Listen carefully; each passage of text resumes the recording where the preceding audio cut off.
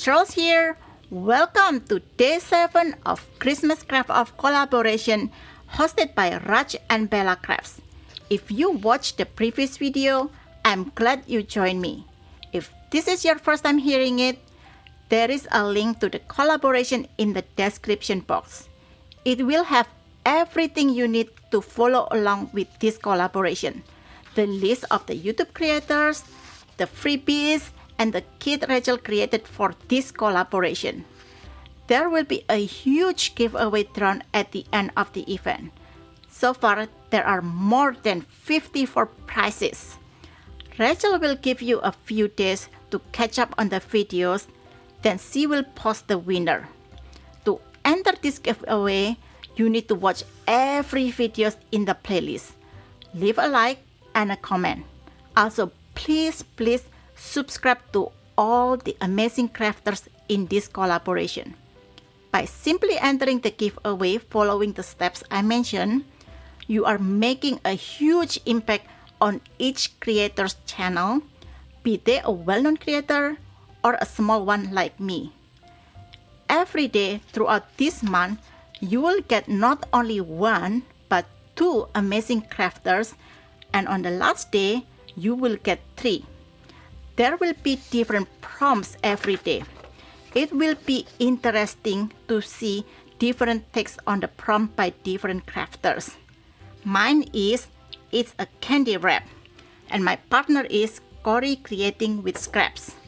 You can get this schedule and the prompt from Rachel's Coffee page. They are available for free, and the link will also be on the description box. Before we start, please let me explain what book cloth is. If you know what it is, feel free to jump ahead to the next chapter. Book cloth is a type of paper bag fabric that's used to wrap hardcover books. If you take the book sleeve of a hardcover book away, you can see the book cloth. Not all hardcover books use book cloth to wrap the whole cover. Some, like this one, use book cloth to enforce the spine only. This paper bag fabric helps stiffen the cloth and give it some structure. It also stops glue seeping through the fabric. My take on this book cloth is different from the standard one. Instead of using the fabric as the focal point, I'm using pretty papers as my focal point. Confused? Here's some example. This is the book cloth I made for an author book for my Raj and Bella Crafts October design team project using her autumn kit. This is the original fabric I use. I backed this up with tissue paper, and I'm going to use this to cover the spine of this author book. The tissue paper side will face the book. You won't see it, so it doesn't matter if I use an ugly tissue paper. This is the book cloth I made using Rachel's Timeless Christmas kit. The other side is just plain white. When using it, I will stick this white side on my surface, so the side you will see is this pretty digital. It's not hard to make this book cloth. You only need 3 items: paper, a see-through fabric, and a medium to stick the digital and the fabric. You can use any kind of paper: copy paper, cardstock paper, gift wrap, craft paper, tissue paper, book pages, even magazine pages. Just remember, the thinner the paper, the easier it is to fold. I will be using the Timeless Christmas kit by Raj and Bella Crafts. This latest kit of hers is massive.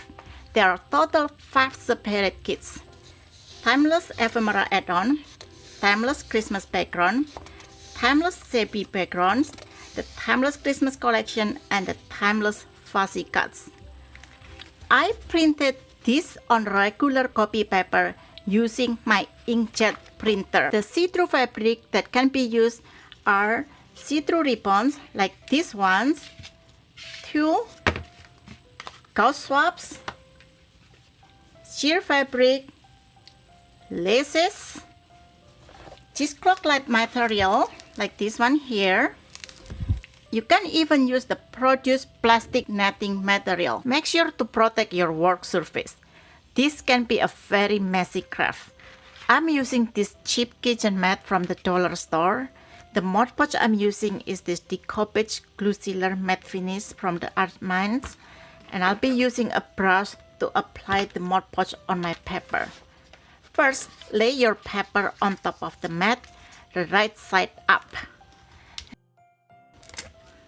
I like to apply a tiny bit of Mod Podge on the corner of my page just to help holding my fabric.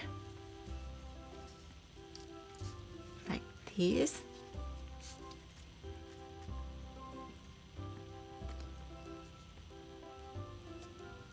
And then I'll brush my Mod Podge on top of it. And since the fabric is very thin, it's not necessary to put a layer on Mod Podge underneath it.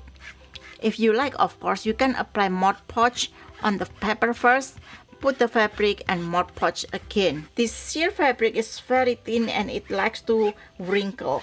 That's why I adjust it a couple times just to flatten it up. I cut my fabric larger than my paper to compensate if the fabric shrinks from the Mod Podge. Don't be afraid to apply your Mod Podge on your printed paper. I'm using inkjet printer, and as you can see, there is no smearing from applying the Mod Podge.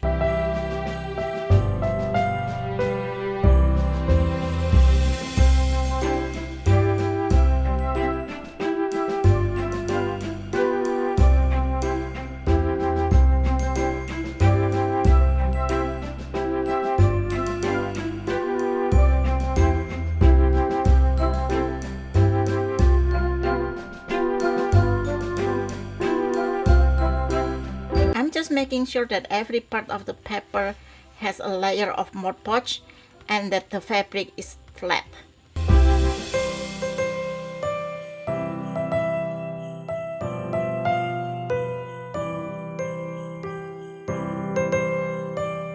That's it. It's that simple. To make sure the paper dries flat, leave it on the mat until it fully dries. My booklet is fully dried now, and I can just peel this off. See, it's still very flat even though I'm using Mod Podge quite heavily.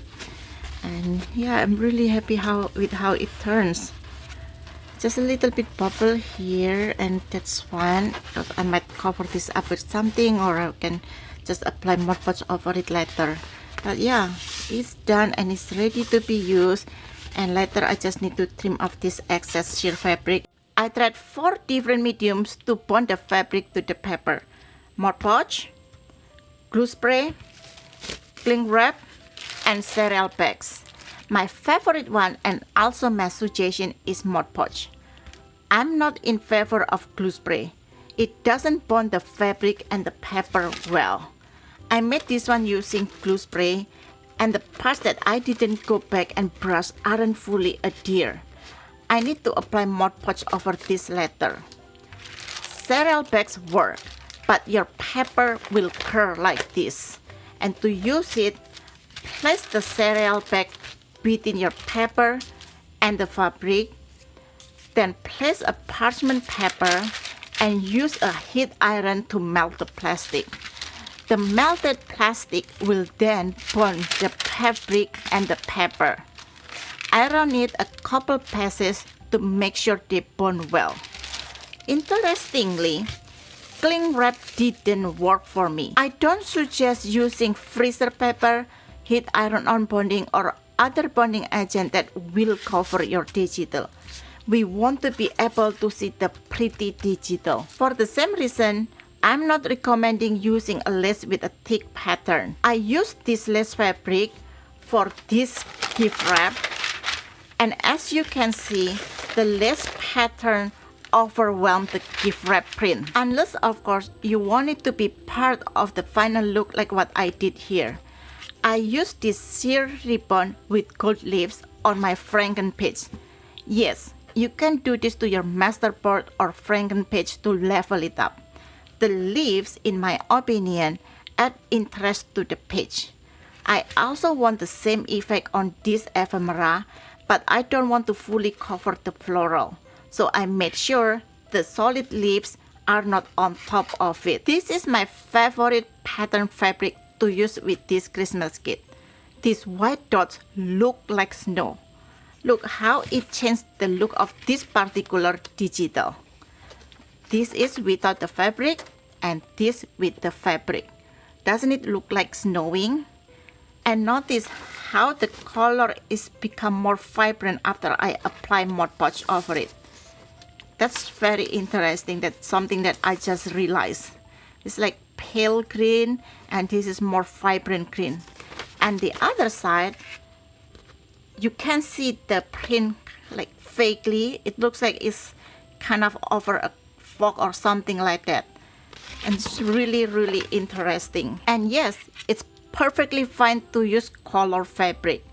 I use red produced netting material on this one. The red color changed the feeling of the tissue paper. This is another fun example. First, I decoupage a napkin on the music sheet. Then I collage different see-through ribbon, lace, and fabric. Remember what I said about not using thick pattern lace? I intentionally use some on this edge just to show you how the lace covers up the music sheet. When collaging your see-through fabric, make sure that it is overlapping a little, just so it will look more seamless. My snowy ribbon isn't wide enough to cover A4 page in one go.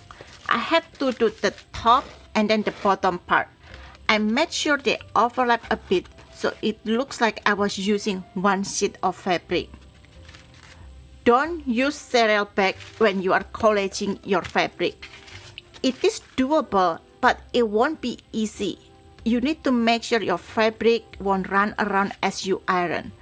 Also, remember, the ironing time of different fabric thickness will be different too.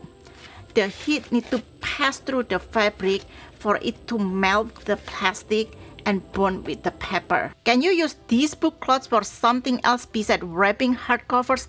Absolutely. Anything that you can make with paper, you can make it with this. Candy wrap boxes, envelopes, tags, journal pages, pockets, and much more.